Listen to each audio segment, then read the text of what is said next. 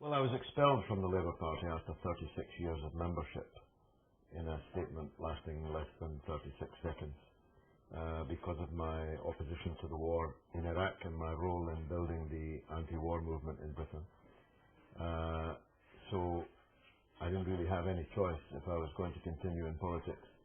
I had to find common cause with those who felt like me that though we numbered in our millions in the country, we numbered in fewer than a handful inside the House of Commons.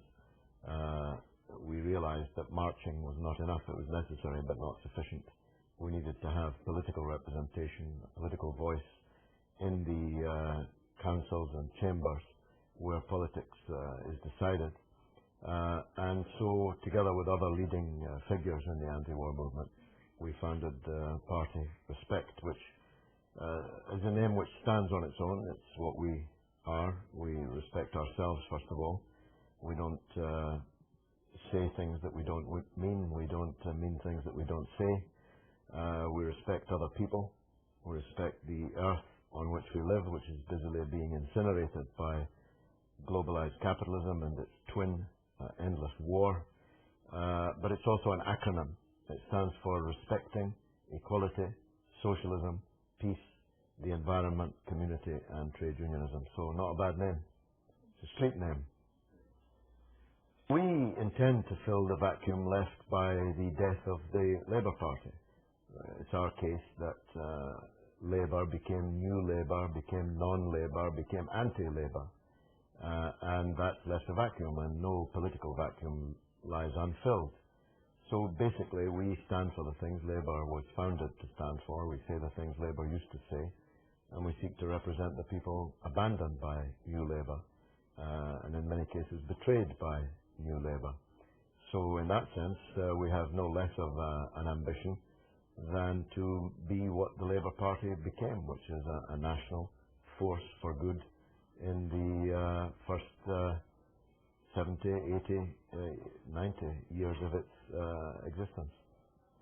As you know, the government has to allow a ballot to take place amongst tenants before they can transfer vast sums of public assets into private hands. And since we came on the scene, we've been winning ballot after ballot after ballot, even though the other side has been spending hundreds of thousands of pounds. In fact, it now adds up to millions of pounds, trying to stampede their tenants out of the public sector and into the private rented sector in the so-called housing associations. And the reason that we say that there must be a role for council housing is the one I mentioned earlier, that in truth, this close to the city centre, this close to the City of London, Westminster, Knightsbridge, poor people could not afford to live if it was left to the marketplace. So we have to buck the market. And the only way to buck the market is to have public housing, because private housing will always go, in the end, through whatever prism you pass it, to the highest bidder. Now, the people who work in the City of London, the ones who got the £8.8 billion in bonuses, not salaries, and just this year, they would like to live here too. But they can't live here because there are already thousands of poor people living here. So the economic forces, if left unchecked, will drive all the poor people out of here. And if they do, the rich people will take their place. And that's a process which has occurred in many big cities, like New York, for example, where places that were once bohemian and chic, precisely because of the cultural and social mix in them, are now the preserve of merchant bankers. And we're determined that this area should not become the preserve of merchant bankers too.